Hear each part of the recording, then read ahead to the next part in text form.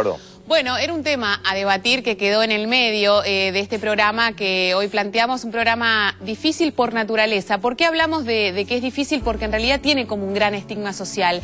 Nos cuesta hablar de estos temas, nos cuesta hablar de las patologías psiquiátricas, nos cuesta reconocer internamente en el seno familiar que se tiene un familiar que tiene una patología de este tipo, que muchas veces requiere de internación, que muchas veces requiere de asimilar y reconocer frente al espejo que no podemos hacernos cargo, que nos cuesta hacernos cargo, que esto no significa que no lo querramos ni no nos preocupamos por él. De eso estaremos hablando en el día de hoy, así que si nos quieren llamar lo pueden hacer. ¿A qué teléfono, Roberto? 4535-0705, 4535-0706 con el 011 para los que llaman desde el interior.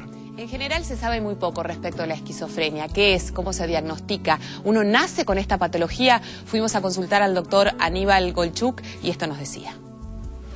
La esquizofrenia es una enfermedad mental crónica que lamentablemente comienza en la adolescencia de un sujeto. Cuando decimos que es una enfermedad crónica quiere decir que algunas de las manifestaciones clínicas de la enfermedad van a aparecer o durar toda la vida del sujeto. Es una enfermedad que se caracteriza por síntomas muy diversos, como delirios, que son creencias infundadas y falsas, alucinaciones, que son percepciones sin objeto que solo la persona escucha, y además una serie de síntomas de naturaleza negativa, así la llamamos nosotros, porque implican una disminución de la voluntad, de la motivación, del interés por las cosas que lo rodean, y también una serie de comportamientos que son inadecuados o desorganizados.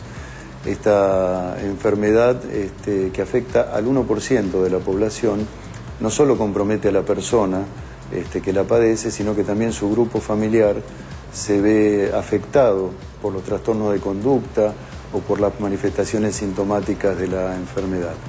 Por otro lado, la enfermedad implica siempre un deterioro, es decir, que la capacidad funcional que el sujeto tenía previo a contraer la enfermedad va disminuyendo con el tiempo y con las sucesivas eclosiones de la enfermedad a las que nosotros llamamos brotes.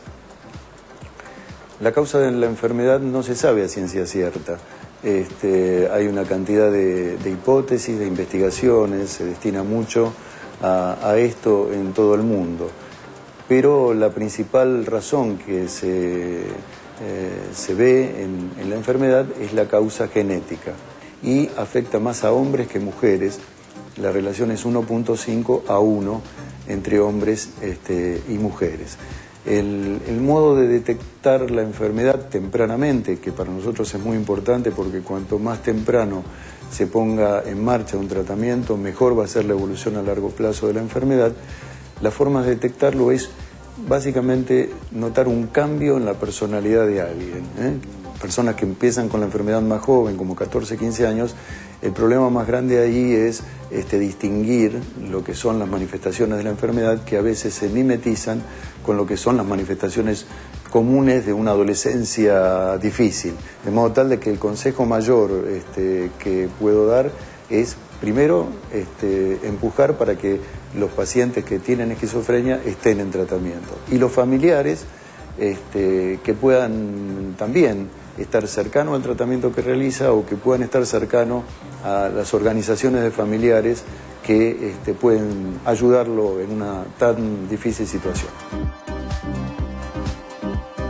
Asumir que es una difícil situación, esto es una realidad para cualquier persona, para la persona que lo padece y obviamente para su entorno. El doctor recién mencionaba dos cosas que son fundamentales. Una de ellas es que este paciente necesita tener un tratamiento.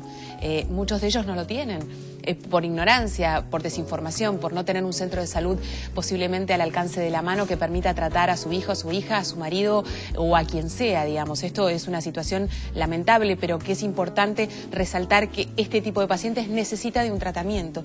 Y por otra parte, hablar del entorno familiar, que muchas veces también requiere de un tratamiento. Valeria. Sí, y aparte verlo esto a nivel social también. La verdad que la enfermedad mental asusta enormemente. Si pensamos en que una persona puede estar perdiendo el contacto con la realidad, sentirse extraño, despersonalizarse, no tener conciencia de su enfermedad, esto le asusta al 100% de las personas. Exacto. Porque todos tenemos temor de en algún momento de la vida que se nos salte algo y no enloquecer directamente. Entonces la familia que padece un enfermo esquizofrénico también tiene miedo y también el miedo lleva a negar la enfermedad y a veces el enfermo esquizofrénico es tan mal atendido que enferma a toda la familia. Entonces después es difícil pesquisar quién es el enfermo y quién es el familiar. Muchas veces sucede esto. Es muy importante trabajar sobre el estigma del esquizofrénico y sobre el miedo que nos genera hablar de esto, tratarlo, darle lugar en el trabajo, darle lugar para el estudio, darle lugar en la sociedad, porque si no, cada vez hay más enfermos que no se tratan y cada vez hay más profesionales que también son estigmatizados.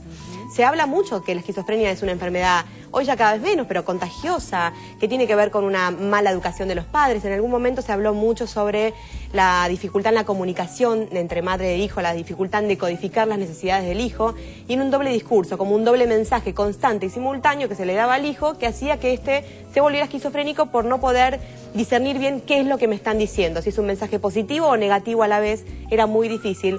Hoy se ve que no, que esto no es causa-efecto, que no es tan directamente proporcional a la educación o la falta de comunicación que se tenga en la familia. Y esto también es importante porque la culpa a nivel familiar tampoco favorece al tratamiento. No solamente la culpa de no poder asumir esta realidad, y pensaba mientras que hablabas de la otra culpa. ¿Qué pasa cuando uno siente rechazo frente al familiar esquizofrénico? Esto es una realidad que muy pocos se animan a decir y a hablar. Se trata de un hijo, se trata de una hermana, se trata de alguien que supuestamente uno ama profundamente, pero que no puede resistir verla en esas condiciones, que no puede resistir manejarse en un mundo donde permanentemente es señalado y marcado, y este es el distinto, este es el rechazado, por favor no me lo traigas que me genera un problema enorme en mi casa. Obvio. No, y además que es visto como un problema. Por lo general el paciente es internado y cuando vuelve a su casa vuelve con muchos cambios en su personalidad, ya no es el mismo. Y la familia siente, ahora tenemos un problema. Y esta persona que puede llegar a tener cosas positivas se convierte en un problema en sí mismo. Es una persona que por ahí no se higieniza, que está en su mundo, que está retraída, que a veces está irritable. Que dice lo que piensa. Que se le tiene mucho miedo, que alucina, que delira, que no está totalmente en sus cabales.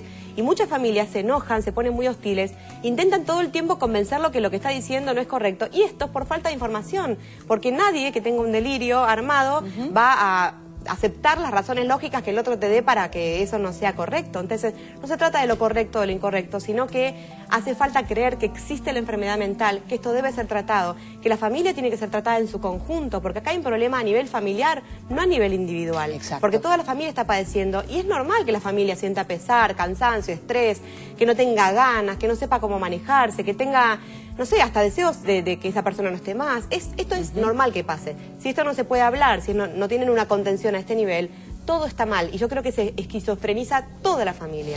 Bueno, estaremos hablando en un ratito nada más con el doctor Bergman respecto a todos los cuidados cardiológicos que este tipo de patologías deben tener. No solamente deben ser tratados por la patología en sí, sino que también, al igual que cualquier otra persona, pero más específicamente en el caso de la esquizofrenia, tienen que tener controles cardiológicos específicos. En un ratito estaremos desarrollando este tema.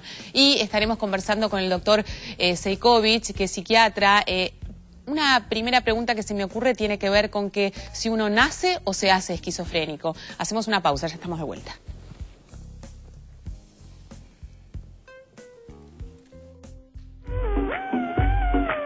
¿Qué es el dengue? Es una enfermedad causada por un virus que se transmite a un ser humano por medio de la saliva del mosquito Aedes aegypti. ¿Cómo es el mosquito? Es de contextura pequeña y oscura, mide aproximadamente 5 milímetros. ¿Cómo se reproduce? La hembra busca recipiente que posea agua limpia y quieta para dejar sus huevos. Luego se convierte en mosquito y un día después de nacer ya puede procrear. ¿Cómo se transmite? Cuando la hembra de la Aedes aegypti se alimenta con la sangre de una persona enferma y luego pica a otra persona sana. ¿Cómo se previene? Eliminando todos los cacharros viejos que puedan acumular agua, sustituyendo por arena húmeda el agua de los floreros y tapando los bebederos de agua de los animales. Ante cualquier síntoma como fiebre, dolor de cabeza, dolor detrás de los ojos, náuseas o vómitos, concurra de inmediato al hospital. Ministerio de Salud Pública, Gobierno de la Provincia de Salta.